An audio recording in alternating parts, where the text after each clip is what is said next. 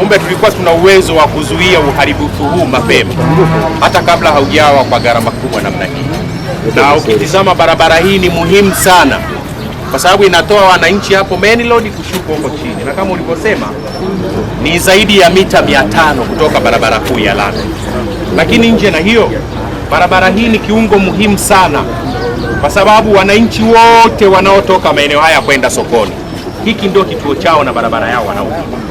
Lakini kwa sababu ya adha ya uharibifu wa barabara hii, imelazimu sasa mawasiliano baina ya pande mbili hayapo tena, kwamba watu wa huku hawezi kuvuka huku, magari yanayotoka huku hayawezi kwenda huku, lakini wanaotoka huku hawawezi kwenda huku, na wala wanaotoka chini hawawezi kwenda huku. Sasa sisi kama wawakilishi wa wananchi, hili jambo limelalamikiwa kwa muda mrefu sana. Mheshimiwa diwani amelipigia kelele sana, na moja kati ya mambo yaliyonifanya nije Nyegezi leo mahususi, jambo la kwanza ilikuwa ni kwenye hii barabara. Yaani kabla sijawaza kuja Nyegezi, cha kwanza Mheshimiwa diwani alichokuwa nakipigia kelele ni hii barabara. Na hata ukiangalia meneja utakuwa shahidi. Wakati tunafika hapo nikana kuuliza, hata huyu mwenye hii nyumba nzuri nzuri, mbona ni kama halali kwa amani? Ana wasiwasi kwa sababu hapa tukimpa miaka miwili tusipopata suluhu na ufumbuzi wa shida hii, nina hakika fence hii haitakuwepo. Yaani tukimpa miaka miwili hii fence haitakuwepo tena. Lakini madhara yanaendelea kuwa makubwa. Nimesema mwaka jana na mwaka juzi hapakuwa kama palipo hivi, kwa sababu mimi napita hii barabara na gari. Huyu mwenye biashara yake hapo ulikuwa unaingia unapaki vizuri kabisa. Leo hakuna gari ambayo inaweza ikaingia hapa. Sasa meneja, wananchi hawa wote wakati wa kampeni vilio vyao vilikuwa ni viwili tu. Kilio cha kwanza kilikuwa ni barabara, na kilio cha pili kilikuwa ni maji.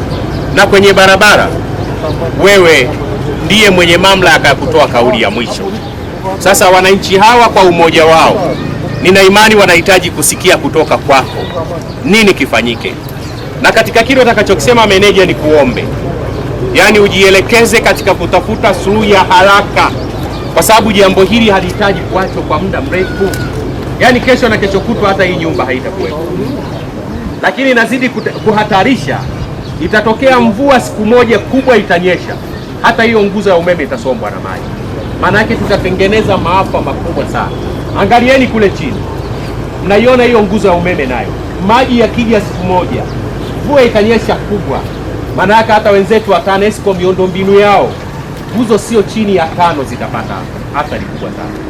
Kwa hiyo meneja, mimi ni kuombe, wananchi hawa wanahitaji kupata kauli kutoka kwako yenye matumaini, na kwa namna gani tunatafuta suluhu ya kudumu kwenye eneo hili, tunapata suluhu ya kudumu kwenye eneo hili. Meneja, karibu zungumze na wananchi. Asante sana Mheshimiwa Mbunge. Usanifu ukapeleka serikalini huko juu kwa ajili ya kuombea fedha za kutengeneza mtaro wote huu na kuhakikisha tunapeleka maji kwenye mto kule chini, na kupitia bajeti tunazoendelea nazo sasa hivi mwaka huu mwaka wa 25 26 tuliweka eneo hili hasa kujenga, kwanza tuanze na kivuko na labda tushuke chini kama mita 20 na juu mita 20. Ule mkataba uko tayari. Kilichopo ni kwamba kama nilivyokuwa nimekueleza, kuna mikataba ambayo ilisimamishwa kwanza kusainiwa.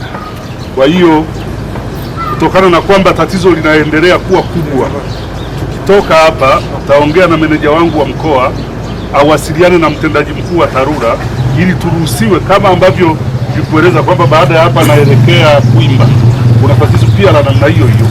Tutaziunganisha zote mbili pamoja na maelekezo ya kikao cha bodi ya barabara ya juzi, alafu tumuombe mtendaji mkuu kama swala la dharura, kwa sababu wakandarasi tayari tunao na mkataba tunao. Kwa tukiruhusiwa, kazi itaanza mara moja hapa ya kujenga daraja hapa na kulinda mitaro. Nyegezi oye! Jamani, si mmemsikia meneja Ndio. Kwamba wanalifahamu na walishakuja. Lakini meneja, nikwambie ukweli, wewe utakuwa shuhuda. Moja kati ya mambo nilikuomba na nikakuonesha kwa picha tunapokuja Nyegezi ilikuwa ni hili, na hata jana nilizungumza na wewe. Sasa wananchi hawa kwa kweli, muda mwingine kauli za tuko kwenye mchakato tunafanya nini wamezichoka. Huo ndio uhalisia, kwa sababu ukiangalia meneja, nafahamu hukuwepo, hili jambo umelikuta lipo, lakini lilianza kidogo kidogo sana, na hata sasa tunavyozungumza madhara yake hayakuwa makubwa namna hiyo. Leo unazungumza kuweka kivuko hapa, wakati zamani hatakuwa hata na haja ya kivuko, kwa sababu nachoamini itatilazimu tufanye hivyo, kwa maana ya kivuko ambacho kitahusisha huo mtalo, kinachoshuka chini ili hapa haweze kupitika. Kwa hiyo mimi nikuombe, kwa sababu tayari umesema liko kwenye mchakato, nikuombe sana kama ulivyozungumza kwenye mambo ya dharura kwenye jimbo la Nyamagana, kwenye mambo ya dharura, narudia, kwenye mambo ya dharura, kwenye mikataba ambayo inatakiwa kufanyiwa kazi, nikuombe hili swala liwe la kwanza. Katika kote tulikopita, hili jambo lipe kipaumbele chake. Lakini niwatie moyo wananchi, tumpeni imani meneja, anaiweza hii kazi. Tumetoka huko chini, tumeona yapo baadhi ya mambo yenye changamoto kama hii. Kulikuwa na vivuko, hakuna mawasiliano baina ya pande mbili kama hapa, lakini baada ya kujionea kupitia ziara yetu hii, meneja tayari ametupatia majawabu, na tunavyozungumza kazi inakwenda kuanza leo na kesho itakamilika na watu wataanza kupita. Kwa hiyo hata ninyi yawezekana mmevumilia kwa muda mrefu na mmekosa matumaini. Nataka niwaambieni, mimi nimepewa ridhaa hii na ninyi wananchi kwa ajili ya kufanya ufuatiliaji na kutatua changamoto kama hizi. Baada ya kuwa nimeondoka leo, nitaendelea kumsumbua meneja kwa ajili ya kufanya ufuatiliaji. Nyegezi oye! Ninawashukuruni sana na Mungu awabariki sana. Amen.